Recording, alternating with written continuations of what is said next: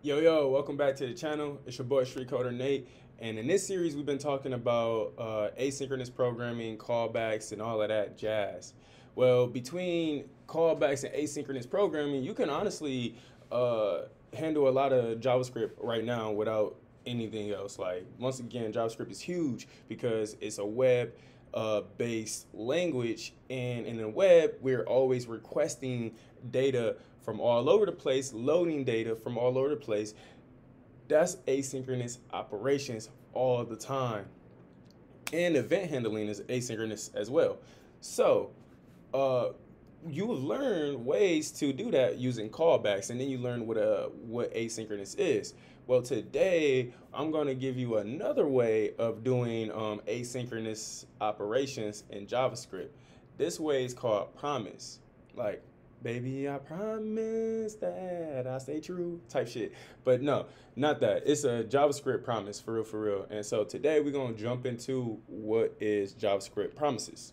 Now, people get promises all the time, but nobody promises as good as God's promise. It's the word. All right, let me get real. All right, so JavaScript, but that is real though. But JavaScript promises. I promise a result. Anybody ever gave y'all a promise and it came true? Well, that's what this is here.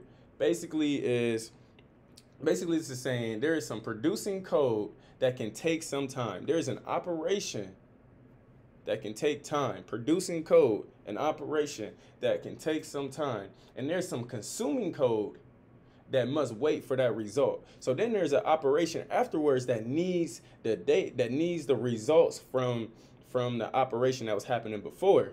But the operation before might take some time. And so the consuming code, like, yo, when you get done, dog, when you gonna be done? Like, I need that data.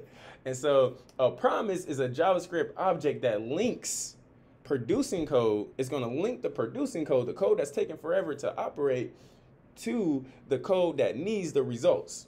That's what a promise does. Promise is it's a link between it's a link between the code that's taking forever and the code that needs the data afterwards. Let's see how they do that in JavaScript.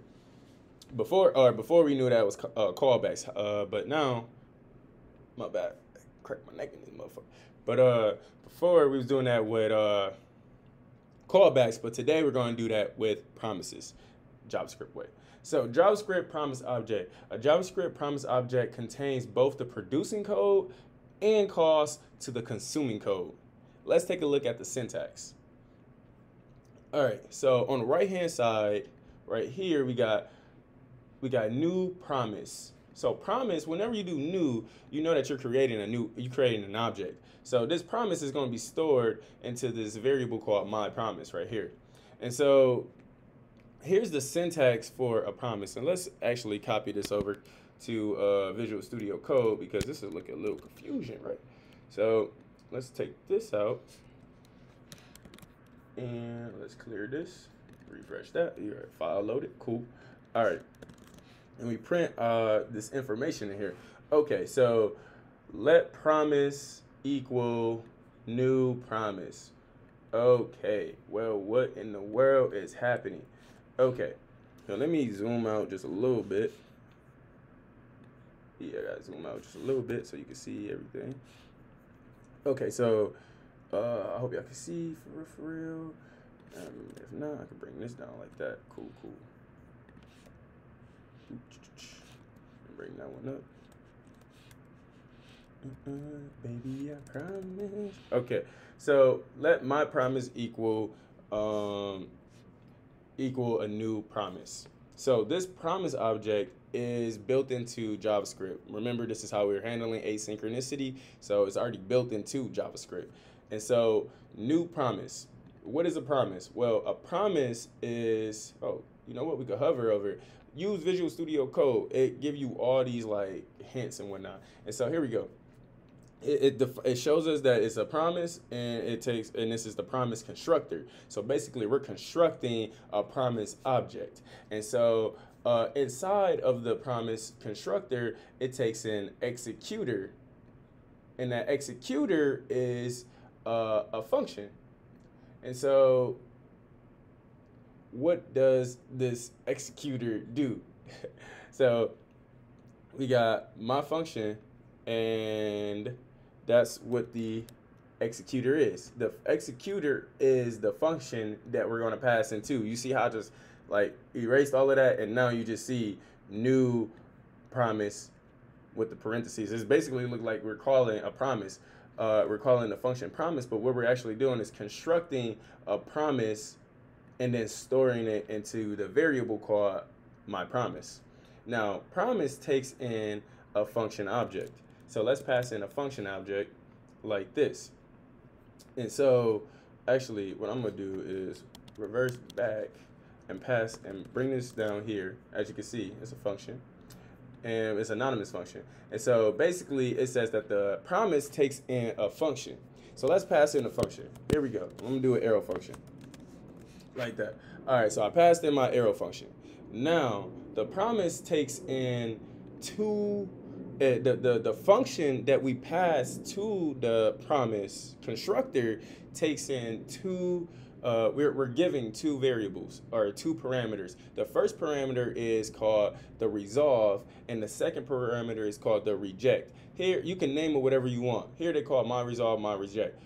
I'm just gonna call it resolve, reject, like that. And so what resolve and what reject does, if you come down to line 14 and 16 and 17, is that if the promise, if the operation happens and if the operation inside the promise, right? If the operation inside the function that's passed to the promise. So this is the function that's passed to the promise, and we're going to do some operations inside these curly brackets. If that operation handles successfully, then we need to call the my resolve. But if it fails somehow, then we need to call my reject. And so let's just say let's just go 1 plus 1 is equal to 2, then call resolve like that. And that's this is kind of like saying return true, and then else return false, which is just reject.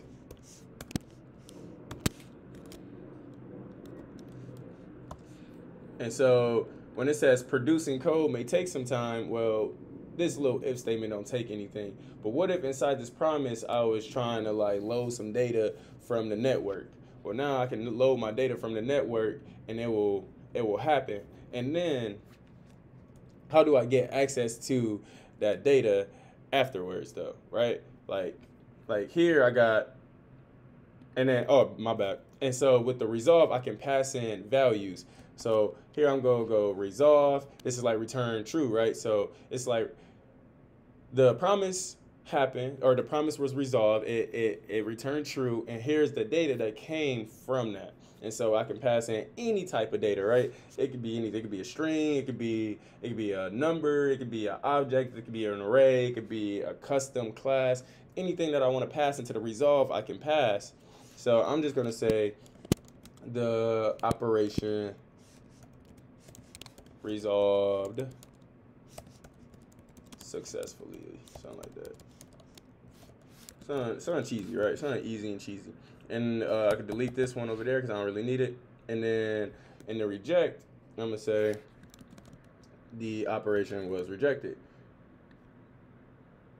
Was rejected. Cool. So now let's reload this one, and let's clear that. Reload this. Handle promise rejection. The operation was rejected. Okay, cool. I didn't even say handle the promise. Else. Line 7, operation was rejected. Cool. Handle the promise. So I was getting this error. Let's see if I save this file. I was getting this error real quick. In the bottom right, it says unhandled promise rejection. The operation was rejected. So I'm like, what is it talking about unhandled? Well, the reason it says unhandled here, and 1 is rejected too. And I'm like, why is it rejected? It shouldn't be rejected. Well, 1 is rejected because 1 plus 1 does not equal 1 plus 1 does not equal 1. It equals 2, like that. So that takes away the unhandled promise rejection from me. But I still didn't handle it, whether it was rejected or resolved. And so that message was real good, and pointed to something that I need to do, which is handle the promise, right? And so the way that we handle promises in JavaScript is say my promise, and then we do dot then. So there's three methods that we can use on a promise. There's the then method. The then method says that the promise has been resolved, and well, basically, after the promise finished, then do this, basically. So after this asynchronous operation, after this long ass asynchronous operation finishes, then perform some operation. This catch says, if this asynchronous operation is rejected, catch the rejection, right? And so let me just write the catch real quick. Let me go back to 1 = 1. And if I say catch like these, actually, yeah, I'll just go catch, because that was the issue down there. So our catch is going to accept a function. Catch and then and finally are going to accept functions, because remember, we need a set of operations to run after this promise is resolved or rejected. And so a set of operations is just another word for saying, or just another phrase for saying, it's just another phrase for saying the word function.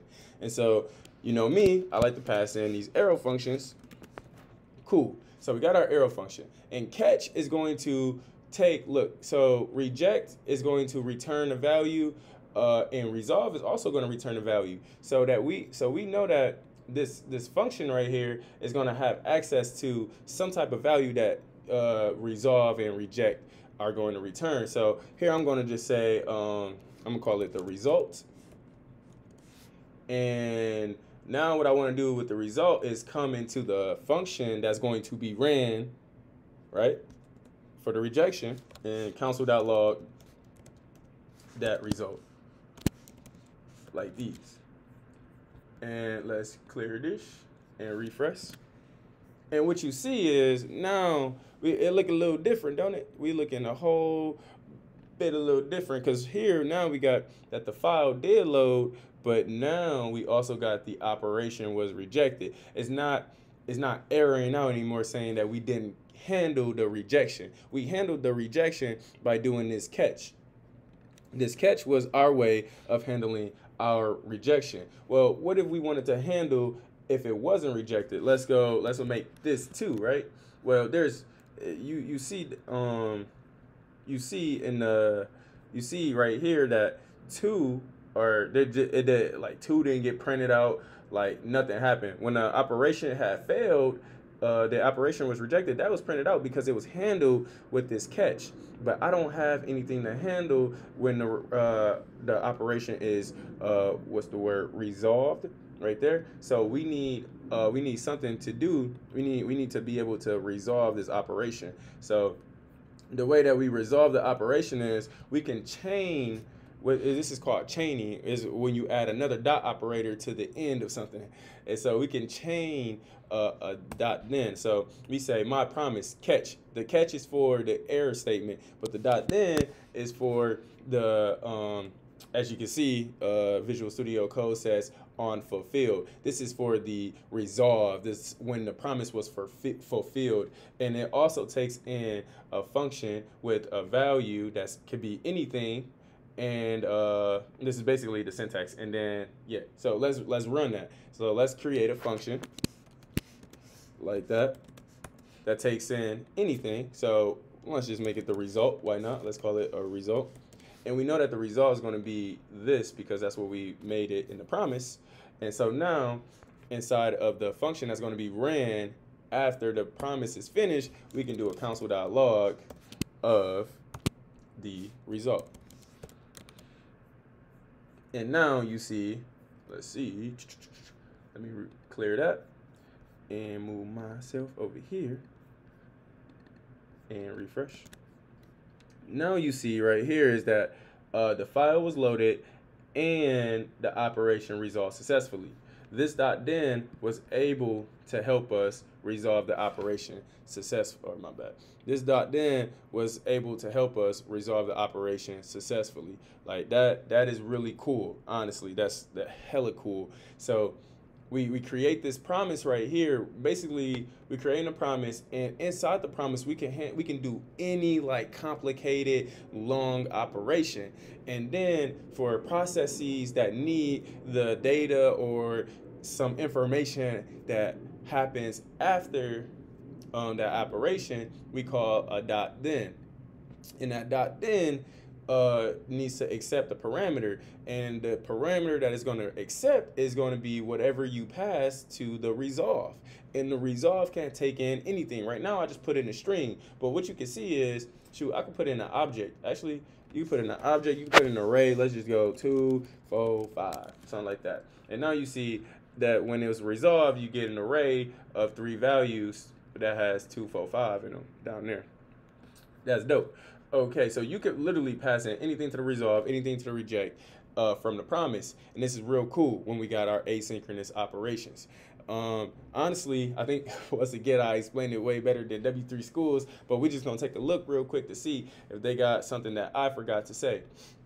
When an executing code obtains the result, it should call one of the 2 callbacks, my resolve or my reject. And remember, resolve is for success and reject is for error. Now, let's talk about the properties on the promise object. Now, the promise object has a few properties. Promise object can be, so the promise object can be in the pending state, it can be in the fulfilled state, or it can be in the rejected state. And so what does this mean? The promise object supports 2 properties. It has a state and it has a result. So while a promise object is pending, meaning while it's working, while it's doing that big ass operation that's taking forever, the state is technically pending and the result is undefined. Reason is undefined is because we don't know what the fuck's gonna come out of the operation until the operation finishes, undefined. When a promise object is fulfilled, meaning that operation has finished, that long as operation is finished and is ready to and it has called its resolve method. When it has finished, the result is a value. Remember, when we have finished our operation over here, our result was a value. When we came over here to the dot then, our result was this value, which is an array. Okay, and then when a promise object is rejected, so when the state is rejected, when you call the reject method, right? The reject method, when it's rejected, then the result is an error object. So this result right here was actually an error object. It was a whole error. And I could actually do console.error like this, and let's put this 1 back. And what you see is the operation was rejected, and I used a little error thing down there to show that it was rejected. I could have kept console.log there. Also, now that we're here, we can also say console.warn, and it will come up yellow. So the red, the error is going to come up red, which is cool. So if you ever want to throw some errors in your own thing and see them in the console, well, they are right here. And so you see file loaded, the operation was rejected. Cool. Index. Oh, it said dot then. Oh yeah. You want to put the dot then before the catch. My bad. Boom, boom, boop. Bet. So then the dot then never runs, and you never get that undefined behavior. The only way that the dot then will run is if the operation is successful. Dot catch is also asynchronous. So basically, when I hooked up a dot then on the dot catch, it said, okay, well the dot catch happened successfully, so now run this dot then. But we didn't want that. We want the dot then first. Like my promise, if you're gonna resolve, remember dot catch is a promise too, and it's going to resolve as well. And most 9 times out of 10 is going to resolve to, or it's going to return its resolve and not its reject. Therefore, if I have a dot then connected to it, it's going to run a dot then. Make sure y'all understood that. Slow it down if you didn't. Okay. You can access the promise properties, state, and result you must use a promise method to handle promises. So promise how to. This is how to use a promise. Kind of already showed y'all how. They got the .then, and in their .then, they passed in a function for the success, and they passed in the function for the error. So that's a little bit of old school way to do it.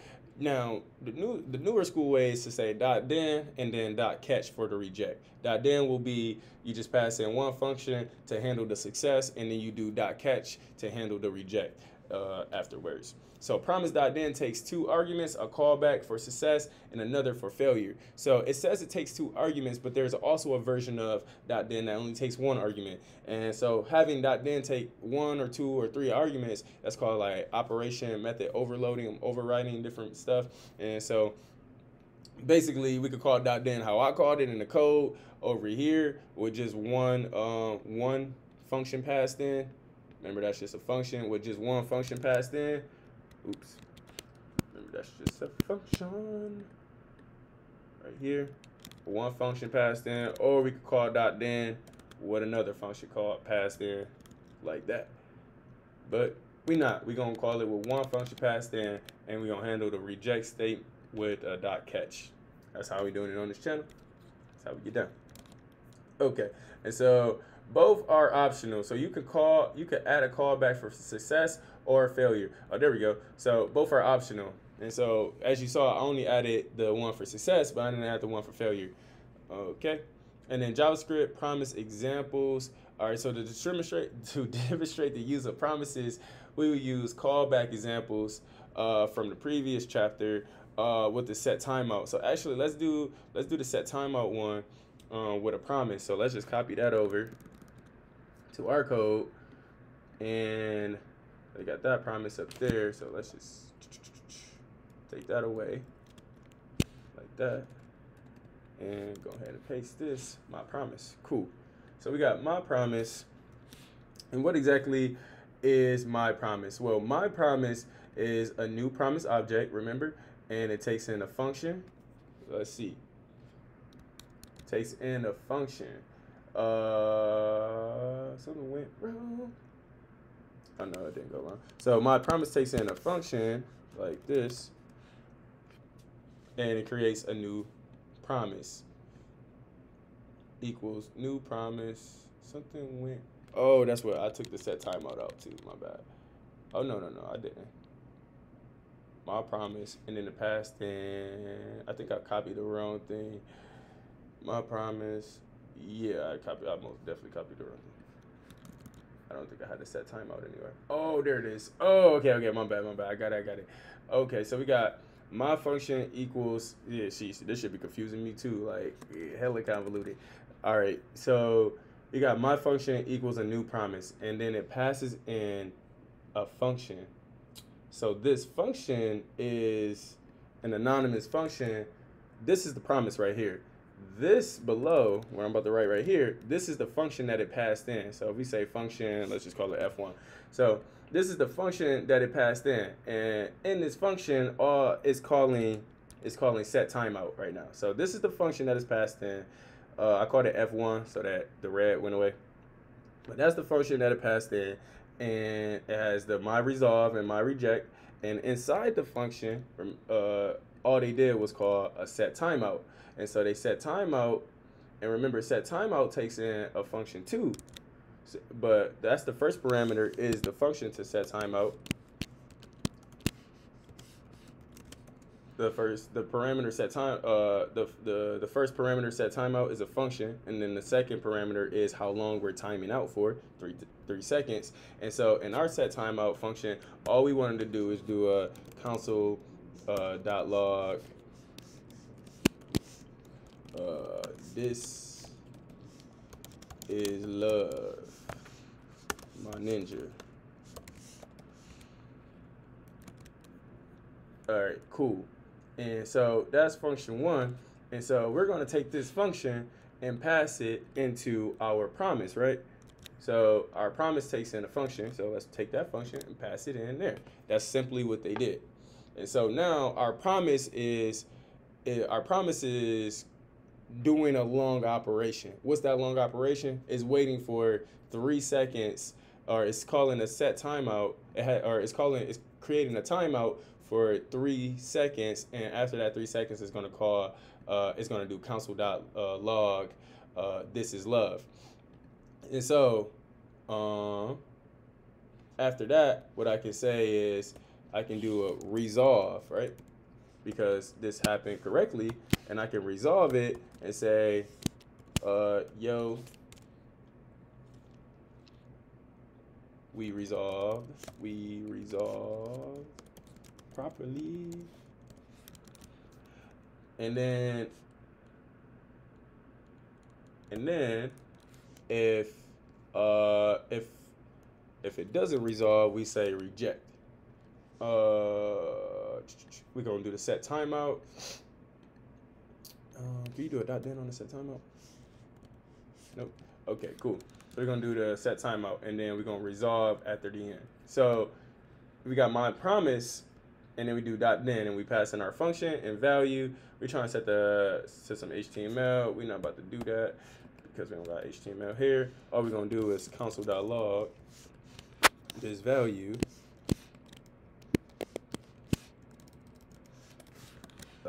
And what you will see is in 3 seconds, in 3 seconds, first, let's rerun that actually. Go here, and let me move myself over here. Okay, so let's rerun this right there.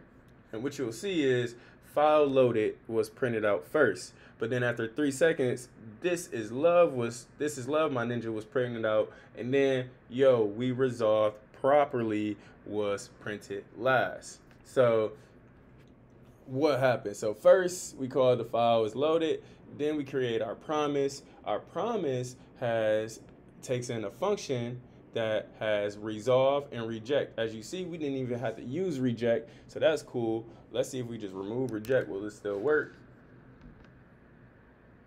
Bang, still worked, cool. All right, so we didn't even need reject, we just need resolve. And here we go. In our set timeout, what we want to do is console.log, or we want to time out for 3 seconds. And so basically, let's say this operation took 3 seconds to run.